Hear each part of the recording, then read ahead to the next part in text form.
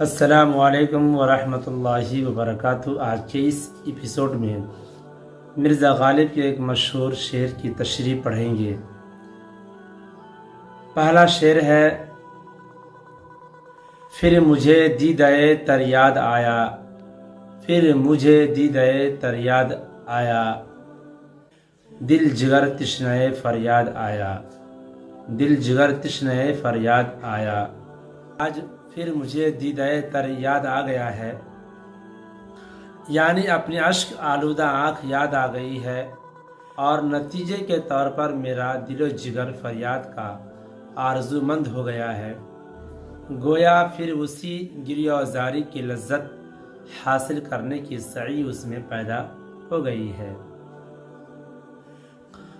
دوسرا شعر ہے: دم لیا تھا نہ قیامت نے ہنوز، دم لیا تھا نہ قیامت نے ہنوز، پھر تیرا وقت سفر یاد آیا، پھر تیرا وقت سفر یاد آیا۔ محبوب کو رخصت کرتے وقت جو دردناک کیفیت دل کی ہوئی تھی، اس کو شاعر نے قیامت سے تعبیر کیا ہے۔ ابھی اس قیامت نے دم بھی نہ لیا تھا، یعنی اس کے چلے جانے کے بعد ابھی دل سنبھال بھی نہیں پایا تھا، سکون پذیر بھی نہ ہو سکا تھا کہ پھر اس کے جدا ہونے کا منظر یاد آ گیا، اور دل میں پھر وہی تلاطم پیدا ہو گیا۔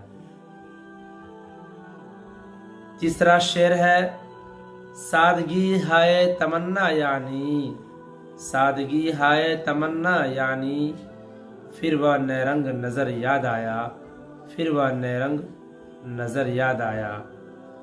شاعر کہتا ہے کہ میری تمنا کی سادگی اور نادانی دیکھیے کہ مجھے پھر وہی شاطر محبوب یاد آ رہا ہے، جس کی نئے رنگ نظری نے میری زندگی تباہ کر دی۔ سادگی یہی کہ معلوم ہے کہ اس سے آرزو پوری نہیں ہوگی، پھر بھی اس کی طرف دھیان ڈالا جاتا ہے۔ چوتھا شعر ہے: زندگی یوں بھی گزر ہی جاتی، زندگی یوں بھی گزر ہی جاتی، زندگی یوں بھی گزر ہی جاتی، کیوں تیرا راہ گزر یاد آیا، کیوں تیرا راہ گزر یاد آیا۔ شاعر کہتا ہے کہ ہماری یہ زندگی کسی نہ کسی طرح گزر ہی جانی تھی، ہمیں بیکار ہی تیری راہ گزر یاد آ گئی، کیونکہ اس کا یاد آنا کسی طرح بھی سود مند نہیں ہے، اس لیے اس کا یاد آنا فضول ہے۔ پانچواں شعر ہے: کوچا کو جاتا ہے خیال، پھر تیرے کوچا کو جاتا ہے خیال، دل گم گشتہ مگر یاد آیا، دل گم گشتہ مگر یاد آیا۔ شاعر کہتا ہے کہ میرا خیال مجھے تیرے کوچے کی طرف لے جا رہا ہے، شاید وہ کھوئے ہوئے دل کو ادھر ڈھونڈنے چلا ہے، کیونکہ تیرے کوچے ہی میں دل کے کھو جانے کا شک ہے، وہم ہے۔ چھٹا شعر ہے: کوئی ویرانی سی ویرانی ہے، کوئی ویرانی سی ویرانی ہے، دشت کو دیکھ کے گھر یاد آیا، دشت کو دیکھ کے گھر یاد آیا۔ شاعر کہتا ہے کہ ہم تو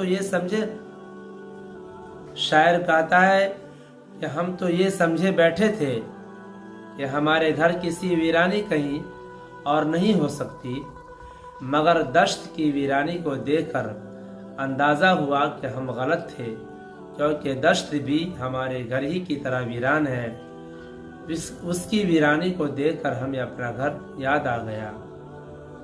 ساتواں شعر ہے: میں نے مجنوں پہ لڑکپن میں آسد، میں نے مجنوں پہ لڑکپن میں آسد، سنگ اٹھایا تھا کہ سر یاد آیا، سنگ اٹھایا تھا کہ سر یاد آیا۔ عام طور پر پاگل کو بچے پتھر مارا کرتے ہیں، عام طور پر پاگل کو بچے پتھر مارا کرتے ہیں۔